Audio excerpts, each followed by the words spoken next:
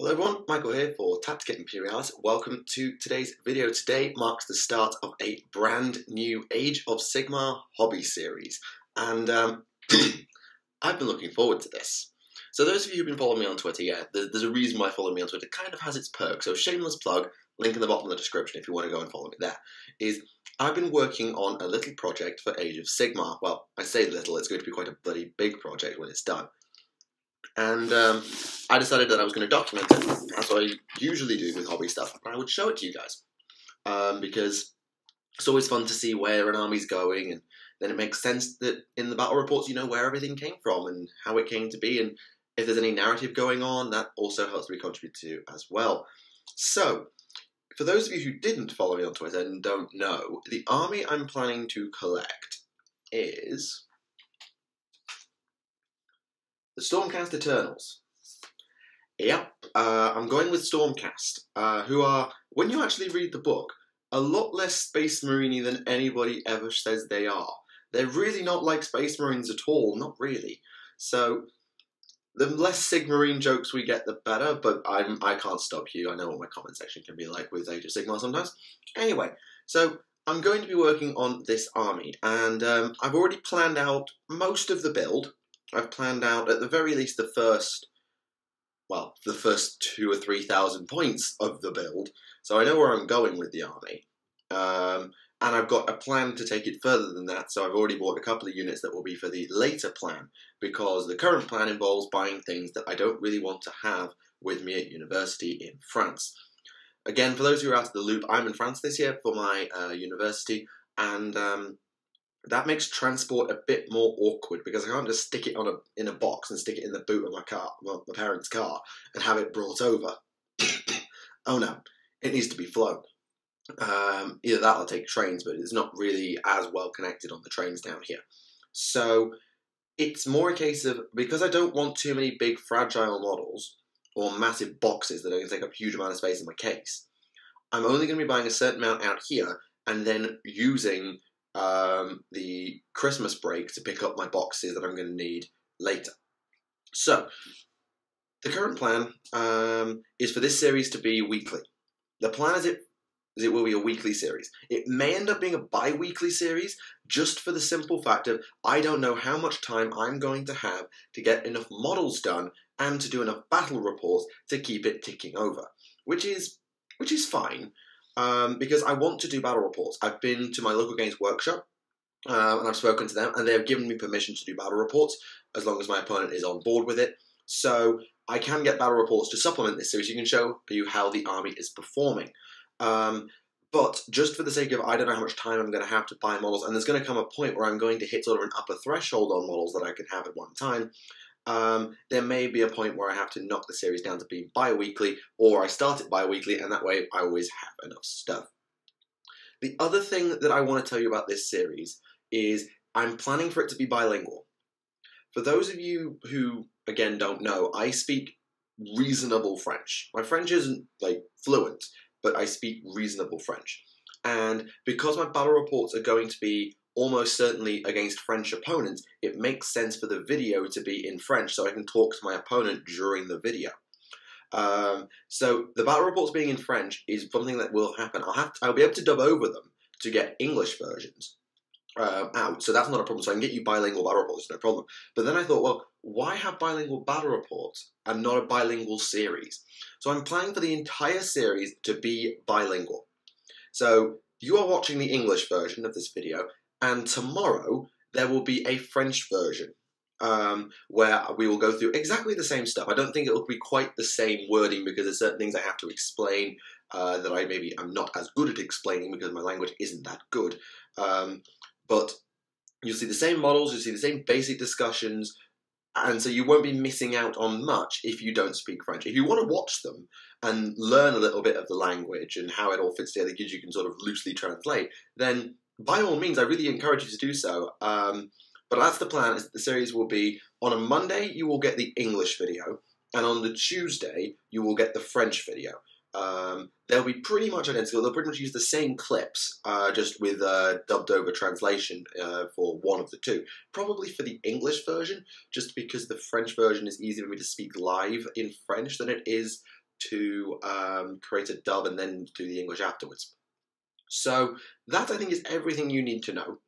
The other thing is I'm looking for a name for the series. I had a plan to do this army as a joint project with Scourge Privateers using the new Anvil Guard box set from Firestorm, which is now out by the time you're watching this video. However, I put the Scourge project on hold for a couple of reasons. One, I didn't really enjoy playing with them when I played a test game. And two, they're so fragile that getting them during this academic year is just a no-go. It's just a complete no-go for the sake of transport. So that's not happening, so I need a new name for the series. Ideally with at least a hint of a pun. It doesn't have to be an amazing pun, just needs a little bit of a pun. So if you can come up with something based on what you hear in this episode, then by all means. So that's the logistics out of the way. I've rambled on a bit long there about logistics, but that's everything you're going to need to know. Now, for today's episode, we're going to be showing off just the one model, but it's an important model. And the reason we're doing that is I want to talk a little bit about backstory, because those of you who know me, you know I'm a lore guy. I love the lore of 40k and 40k stories, and Age of Sigmar, having read this battle tome, its lore is going places. So I've created a backstory. Some of you will know it if you joined me on a stream a few weeks ago. We helped craft a bit of a backstory, and I'm going to flesh that out properly, and then we'll look at the model in question. So that's everything you need to know. I'll stop rambling now, and we can get started with the backstory. So this is part one of our brand new Age of Sigmar hobby project. I hope you enjoy it. In Akshi, the realm of fire, Justinian led a small settlement hidden within the mountains. Following the end of the Age of Glory and the beginning of the Age of Chaos, the forces of the Dark Gods would ravage the mortal realms, with Khorne's forces focused on the realm of fire, among others. They did terrible things to the land, destroying the towns, razing them to the ground, and enslaving the populace into their mortal armies, the Bloodbound. Those who tried to resist were all slaughtered or enslaved, but Justinian's settlement was hidden, allowing him to continue the fight. Knowing he could not fight in the open field, he fought a guerrilla war, his forces striking from the terrain that they knew better to destroy the Bloodbound forces where they could. They showed no mercy to any who swore allegiance to Khorne, but to those who didn't, they were just and merciful, always offering escape and a chance to join the fight for themselves. However, this glory and success could not last forever, and Khorne was not about to be trifled with. Demonic hounds, summoned on the order of the Bloodbound general, were sent out and found the city. And as Daroth, the dark moon, rose over Akshi, the city fell under siege from the Bloodbound. The guerrilla tactics that had served them so well in the open field would not work in the city streets, and gradually the humans were driven back by the Bloodbound. Justinian was amongst the final defenders in the city streets, fighting to the final square, the final building, where he fought the Lord of the Bloodbound. He was cut in twain by his mighty axe, and the world flashed white. And then he awoke, now suddenly clad in black armour, as black as his temper and rage at what had happened to his city. He was Justinian no more. Not exactly, anyway. The man who had been the human Justinian was now a member of the Stormcast Eternals. Sigmar the God King had been so impressed with Justinian's work fighting against Khorne that he had seized him up at the moment of death and reforged him as one of his mighty warriors. Not only that, but Justinian's great shows of leadership and justice allowed him to be reforged as none other than a Lord Aquilor, leader of the Vanguard Auxiliary Chamber that strikes from the shadows as part of the Stormcast armies. Justinian's first action was to return to Akshi with his storm host, now part of the Sons of Malice. Malice being the name of the old world, or better known as the world that was. They fought against the Lord that had cut them down in the first place, re-besieging their old home and taking it back for humanity. Justinian was known from that day as Justinian Bloodbreaker, and his pursuit of the Bloodbound that fled saw him also nicknamed the Relentless Storm. As part of his training as a Lord Aquilor, he was bonded with a Griff Charger known as Fellbeak. The bond between them is as strong as any you might find between a Vanguard Palador and his mount, and was forged both in combat and away from the battlefield. The two met as Justinian was patrolling and meeting with his Vanguard Paladors, the cavalry of the chamber, and Felbeek was one of the mounts who had lost his rider in a previous engagement. The two spoke is the wrong word, as Griff Chargers are intelligent but not capable of speech, at least as far as we know. But the bond between them seemed to replace the bond of the fallen Vanguard Palador, excuse me, and Felbeek was happy to join the Lord Aquilor's fight. Now, the two act almost as a single entity, their minds thinking with one thought and striking down the enemies that they come across. His most recent campaign has seen him and his chamber deployed as part of a campaign against Nurgle in Gyron, the Realm of Life. Whether they will be successful in driving back the forces fighting their Vanguard Auxiliary Chamber and hopefully with the other warrior chambers of the Stormhost of the Sons of Malus given time, maybe there is hope for Gyron yet, or at least there will be, if Justinian Bloodbreaker has anything to say about it. And at the end of the story, I give you Justinian Bloodbreaker, the Relentless Storm. I hope you enjoyed the story. I know it's not the finest on YouTube, but hey, whatever. So I'm going to use this time now to talk about the paint scheme, the idea for the army going forward, as well as a couple of little other things. So the main thing is, of course, the paint scheme, which I'm sure many of you are curious about. It is honestly really, really damn simple. So I'm just going to move the model ever so slightly to the left. There we go. Now, for Felbeek, the Griff Charger, I used GW's own little paint scheme for painting turquoise. I'm just going to turn him a little bit this way so you can get a proper look at him. And this was a 3-paint job. Base coat, staggered on scale green. Wash, Coelia green shade, and then a dry brush of skink blue. That was literally it. Very simple, very quick, very easy to replicate, and honestly, I'm very proud of it. It's nothing crazy, but considering the Vanguard Paladors that I'm going to be adding to the army, yeah, spoiler alert, it's an easy to replicate scheme, and it looks pretty good. It's quite detailed. It's not insane, but it's not too bad. As for the blue, for the feathers, and for the scales on the claws, the edge of the tail, etc., it's a scheme that those of you who know me will be pretty familiar with if you know my town.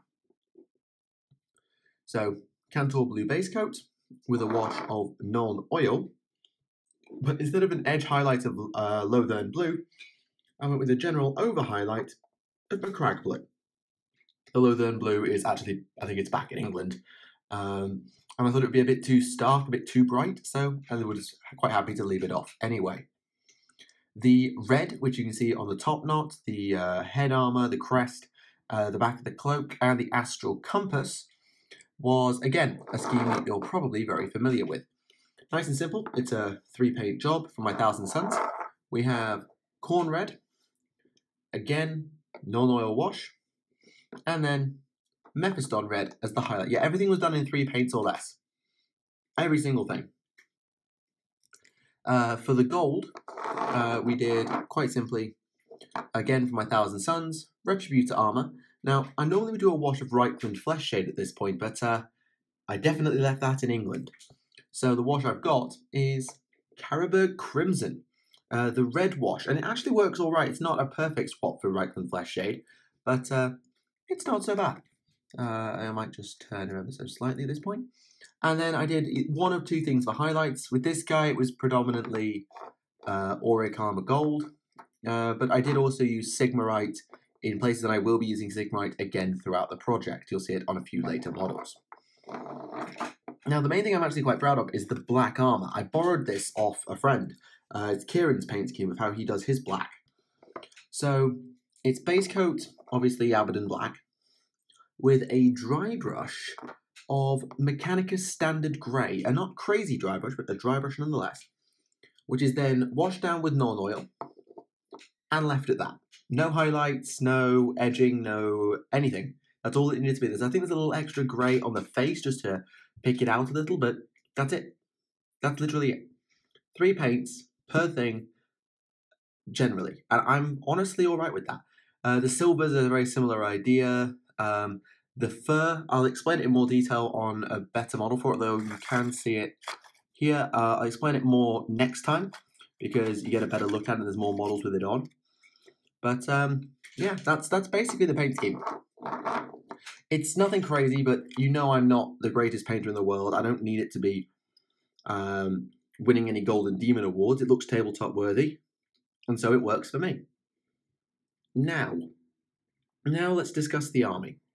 So if you haven't worked it out already from the lore and from the model that I'm showing you, I'm going to be making a Vanguard chamber, the Vanguard Auxiliary chamber to be exact, and that is quite a decent sized army. I've written a list of 3,000 points, which contains 3 formations, or battalions as they're known. The Vanguard chamber itself, which is itself made up of 2 smaller formations and some characters. So there's going to be a Vanguard Angelos Conclave, which is Vanguard Hunters and Vanguard Paladors. There's going to be a second Vanguard Conclave, which is the Vanguard Raptors and the Aetherwings. And then that's supplemented with Knight Venator, Knight Azeros, and Mr. Bloodbreaker here. My Lord Aquilor, he will be the general. And that's the army. It has a few useful benefits, like you get a wider range of units can use the Astral Compass ability. You get a few things, to be fair. You get some abilities like using the Ether Wings and the Knight Azeros in concert. There are some nice abilities in there, and I'll explain it a little bit more when I've got the army and we're using it on the tabletop. So how are we going to build that? Well, Blight War. Blight War is the new box that came out a couple of weeks ago. I'm not sure exactly how many weeks it will be from date of upload, but it's a very good box, and I'm going to be getting 3 copies of that. That gives me my Vanguard Paladors, my Vanguard Raptors, my Aetherwings, and most of my Vanguard Hunters. I'm going to supplement that with 2 further boxes of Vanguard Hunters, and of course, Mr. Bloodbreaker here. And then when I'm back in England and I'm finished, I will finish the army off with the Knight Venators and the Knight Azeros, because I don't want to buy them here, for the simple reason of they'll break. Their wings will just break. No questions asked, they'll break. So I'm not doing it for the sake of transport and everything else. I am not buying them here. So that is where the army is going. I'm also going to then supplement that in future, if I keep the series going that long, with a warrior chamber of some sort, one of the strike chambers. I've either got the warrior chamber, the harbinger chamber, or the exemplar chamber. Now, I'm leaning toward the exemplar chamber, but I know I'm not doing the harbinger, because the harbinger is a lot of prosecutors, and guess what? I'm not doing prosecutors because they've got wings and they'll break. And I'm not as keen on the models as I am on paladins, judicators, and liberators, which are the other elements from the other chambers. For those wondering why I picked this color scheme, I'm doing the Sons of Malice, as I mentioned in the lore video, or the lore segment, I should say, which is black with purple as its sort of spot color. The purple is nothing special, it's just Lich purple and then washed, or Zerus purple it's known as now, but I've still got the old Lich purple. I was going to do Anvils of the Heldenhammer originally, but I decided with the shields for the Liberators that I'm going to get much later, that I thought it would look better with the purple on there. It would give me a bit more variety of colour, a bit more definition. So that's what I went with. I went with that, and I'm quite happy with it. There's a nice backstory about their tempers being extremely dark, like as black as their armour. I really quite like the idea. So I'm going to run with that because it's something different from these noble heroes. I think that's the basics of everything you need to know about the army right now. So yeah, 3,000 points. The Vanguard Auxiliary Chamber, which will then supplement with a probably for the moment an exemplar chamber, though it may transfer to being a warrior chamber if I decide to go down the Liberator route instead of the Paladin route. Next time, which will either be next week or in 2 weeks' time more likely, I'll show off the first unit for the chamber, for the army. We'll show where the army is going and show a bit more of the scheme off, because there'll be some models I can actually properly demonstrate a few things, because this guy's not the best for demonstrating the armor. So it'll be good to get it on a proper model where you can probably get a look at it and look at a bit more of the details, such as the Starbound Blade, well, you can see the Starbound Blade here quite well, but the Boltstorm Pistol, etc., etc. I'm just going to turn him this way and get a look at everything from this side. So you can see there's the Boltstorm pistol. There's all the bedroll stuff underneath because you guys are like rangers. You've got the shock hand axe back here, the starbound blade in his hand, and the astral compass sat on here. In game, this guy's pretty good. He's 200 points. His command ability allows you to basically teleport units around the board. He can ride the Wind's Etheric. He's generally pretty powerful. He can inflict multiple wounds thanks to his mount, and his blade is damage 2, if I remember it correctly. So he's a really good all-round hero unit, so I'm quite happy to have him. So as I say, next time we'll go into some more models, look at how the scheme is developing, and hopefully in the not-too-distant future we'll have our first battle report. But I make no promises, as that relies on me getting models and all of that good stuff, but that's a problem for me for another time. And that's going to be all for today. If you've enjoyed the video, and I hope you have, please let me know your thoughts in the comments below. I'd love to know your thoughts on the lore, the colour scheme, and the plan for the army, whether you have any suggestions, which chamber I should go with as my strike chamber supplement. For the record, I'm not planning the extremist chamber, but that's mainly just because I don't really want to paint and buy a load of Draco's cavalry. It's mainly for the buying side of it. But I do really like the look of like paladins and stuff. So, tomorrow you can also look forward to the French equivalent of this video, because remember I said in the intro, this is going to be a bilingual series. So once that comes out, I will put the link in the description. You can go and check that out if you fancy checking out how my French is progressing, or you just feel like watching the video again in another language, because funsies.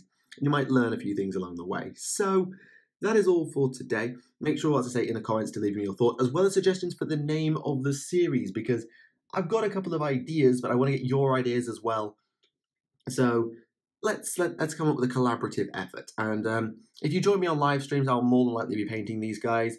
So feel free to check in with me there, or follow me on Twitter, as I said, link in the description, and you can do that as well, and you can see how I'm progressing there. So, thank you very much for watching. My name is Michael for Tactica Imperialis, and this has been the first part of my new Age of Sigmar hobby series, name pending creation by the comments. Thank you very much for watching, and I will see you all again. Bye for now.